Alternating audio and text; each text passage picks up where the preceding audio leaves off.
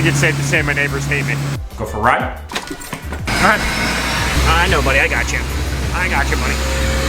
There you go. It is cold.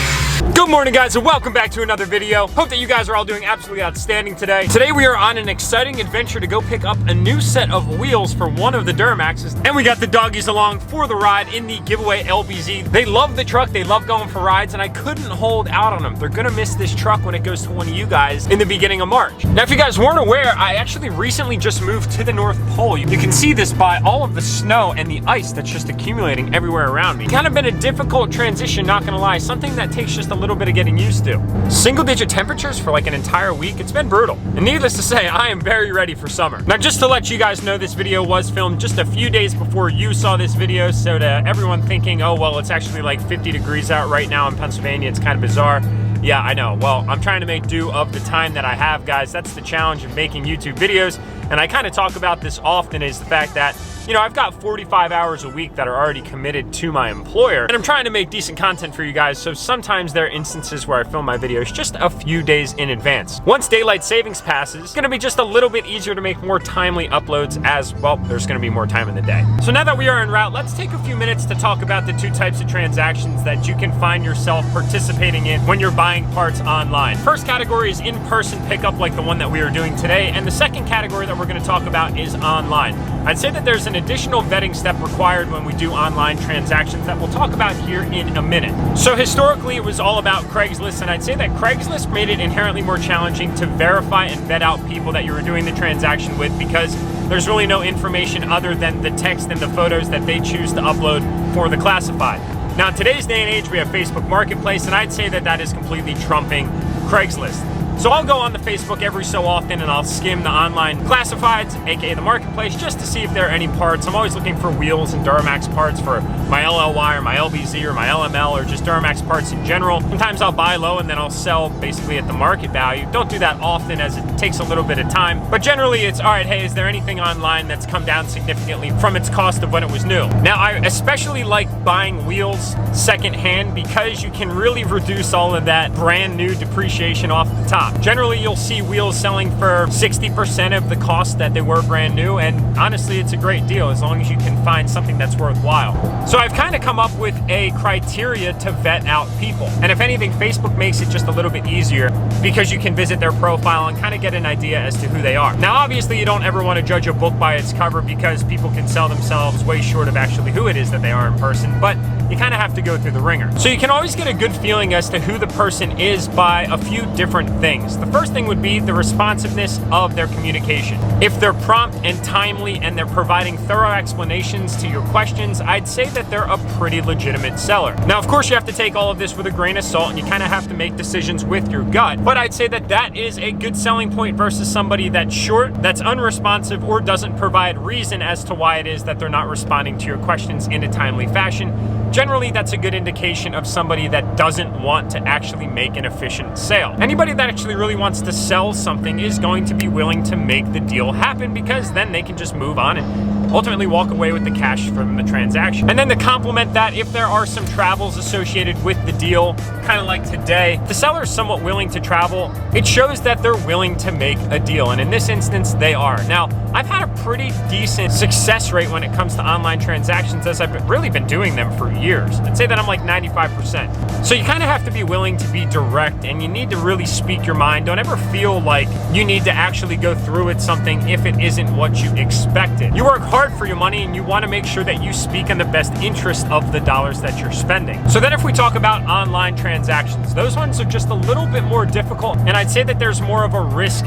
factor that's introduced as you're dealing with somewhat of a blind sale. So all of those vetting mechanisms that we talked about earlier in in-person transactions, I'd say apply to online, but there's an additional step that I personally like to take just to ensure I'm getting a good feeling about the person that I'm doing a deal with. So anytime that I'm buying anything anything online, I'll actually ask for the person's phone number, and I will almost set it up like an interview, where I'll ask simple questions like, all right, you know, how long have you had the parts? Why are you selling the part? What condition are the parts in? I'd say that that's all relatively obvious. But then I actually take it a step further where I ask somewhat of position, let's just say aptitude questions. That way I really get a better feeling of the person and their ability to do a legitimate transaction. An example of some of those questions would be, what method of payment is it that you prefer to use and why? Or what tools can we use to ensure that we're protecting the interests of both me, the buyer, and you, the seller? At the end of the day, if they provide reassuring responses, then, well, they've been around the playground and they know what to do. And if they don't, well, maybe that's your opportunity to come up with some suggestions as to different ways to protect the transaction and the interest of both parties involved. So then you might ask yourself, well, what are those tools or those levers that you can use to protect the transaction? And well, my one and only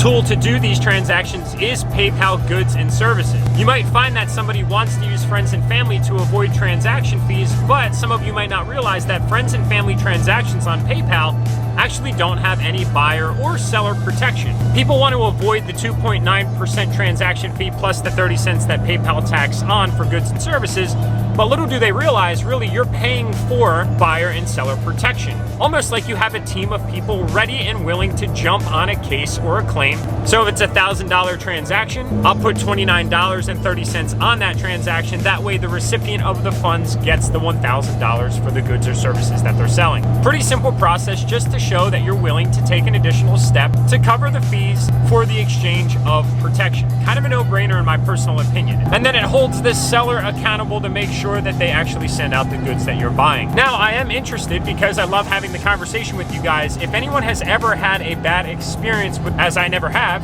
please drop that comment below, as I think that that would be very valuable for anybody that's watching this video that's trying to make sure that they take the right steps in protecting themselves when they're doing these kind of transactions.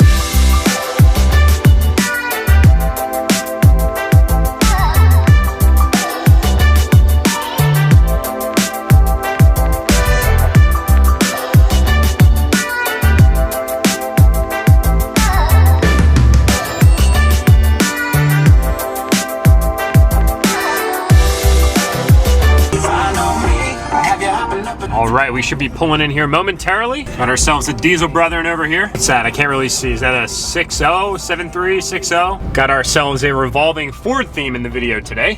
What's going on, man?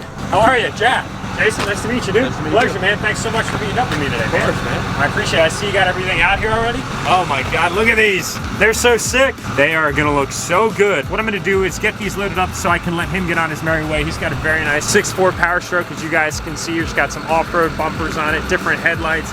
Looks like he's got some 35 Nitto all-terrains. He's got a dirt bike up from the back here. We got a 2-smoker. Mad respect to riding the 2-strokes. I'm a dirt bike guy at heart. I don't know if you guys knew that. I raced dirt bikes for like 15 years, so seeing that is pretty cool. Makes me miss it. Makes me want to get back into a dirt bike really bad. I'm gonna go ahead and get these wheels loaded up here, and then we can talk a little bit more about them on the vlog.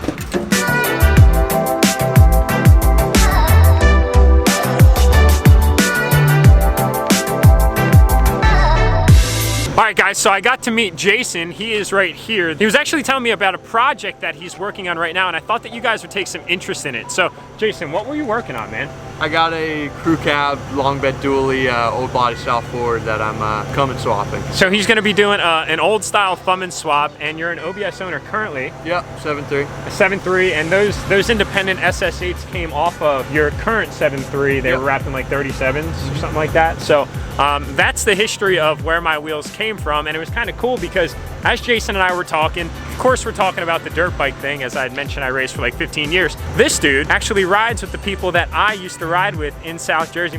Like, small world. What the hell is the chance of that? And this is like a totally not staged interaction where I just found the wheels that he was selling on Facebook Marketplace, and come to find out we have common friends. And the coolest part about all that is the fact that the internet takes this already somewhat small world that we live in and makes it even that much smaller. If you guys want to follow follow along with some of Jason's build, you can check him out at Body Style Fords 129. Old Body Style Fords 129 on Instagram. Go ahead and give him a follow, guys. I think that you won't regret it. See you, buddy. Take care. That is insane. My mind is blown. All right, so we actually decided to take a pit stop on the vlog at my parents' house. This is where I was born and raised, ladies and gentlemen. Yes, for 18 years of my life, that is where I slept right there. That's my old bedroom, as a matter of fact. Decided to stop by and see my parents. It was actually really convenient that I could meet Jason right around the corner from where I grew up. It was really nice because, well, I figured knock out 2 birds with 1 stone. But before I get into basically catching up with them on everything in my life, because you guys know how parents are, they want to know everything that's going on, I wanted to show you guys the wheels, as I obviously wasn't really able to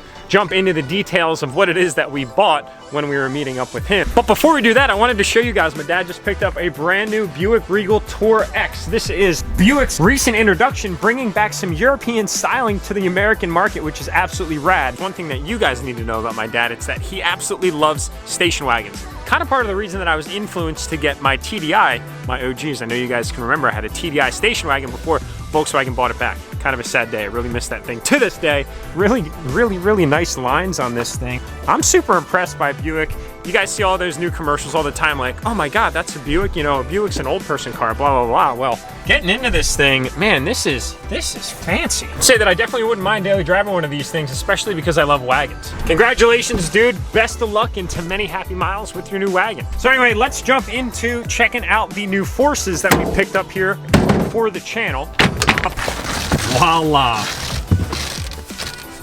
So to my experts in the room, you guys already know what these are, but to those that don't, these are American Force Independent SS8s. They are 22 by 12. I believe it's a -40 offset. As I had mentioned online, when you find a great deal, it's something that you definitely don't want to pass up. And Jason was asking an extremely fair price for these things, and I couldn't say no. Now you guys can probably take a guess as to what vehicle these are going to be going on. I am pretty excited about these though. They are kind of casually used, so there are some little scuffs here, but really not the biggest deal. Every single one of these wheels is completely flawless on the exterior, which is really nice. It's a deal breaker for me if I'm looking to buy a set of used wheels and it's got curb rash or any abrasion damage on the face of the wheel, because then you have to get it corrected. I'm really excited about these. And just to put in a comparison for you guys, these wheels, brand new from American Force, are about $900 each. So you're looking at roughly $3,600 worth of wheels if you were to buy these brand new from American Force, whereas I can tell you guys with confidence that I didn't pay anything near that for this moderately used set. I'm telling you, the secondhand wheel market is where the value is, especially if you guys want to get yourself into some forged wheels. Ugh. Well, hey, good news. I didn't get burned in this deal. I was kind of worried there for a little while. I'm like, man, how ironic would it be if this deal didn't work out? As I was talking about how to make a deal work. That would have been, yeah, that would have been kind of embarrassing. I'm not going to lie, but I would have owned it.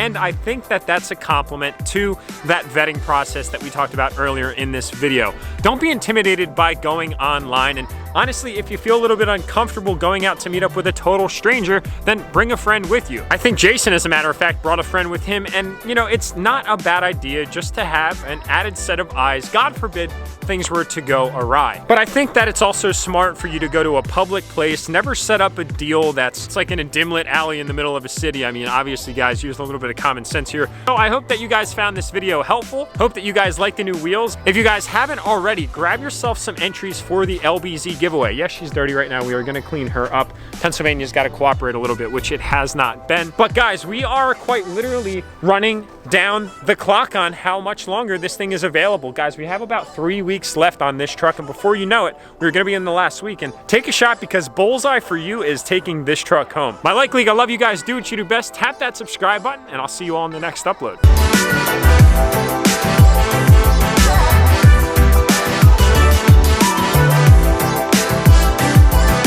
So Kevin's really excited about his new setup, and he decided that he would do a burnout for all you guys. What a nice guy. Does look sick.